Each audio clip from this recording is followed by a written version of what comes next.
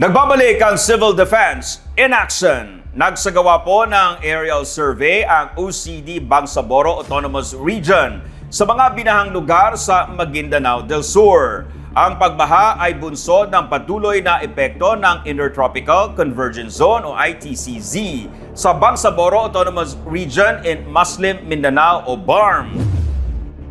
Inilunsad ng Office of Civil Defense Bangsamoro Autonomous Region sa pangunguna ni Director Joel Mamon ang aerial survey kasama ang Tactical Operations Group 12 ng Philippine Air Force at Division Public Affairs Office, 6th Infantry Division ng Philippine Army noong May 17, 2025. Pinangunahan ni Colonel Cesar Pascua, Commander ng Tactical Operations Group 12, ang aerial assessment upang matukoy ang lawak ng pinsala sa Datu Abdullah Sangki, Sharif Agwak at Datu Saudi Ampatuan.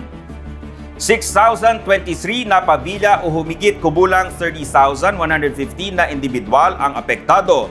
Isang wooden bridge sa Barangay Bagumbong, Mamasapano na kritikal sa lokal na transportasyon ang iniulat na nasira.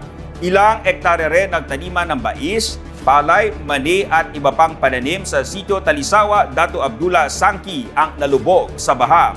Patuloy naman ang validation sa bilang ng mga apektadong residente at sa tinatayang halaga ng pinsala sa infrastruktura at agrikultura. Nakikipag-ugnayan din ang OCD BAR sa PDRRMO ng Maguindanao del Sur at sa mga MDRRMO ng mga apektadong bayan para sa monitoring at emergency operations. Nagpaalala ang OCD BAR na manatiling alerto at sumunod sa local advisories para sa kaligtasan ng mga residente.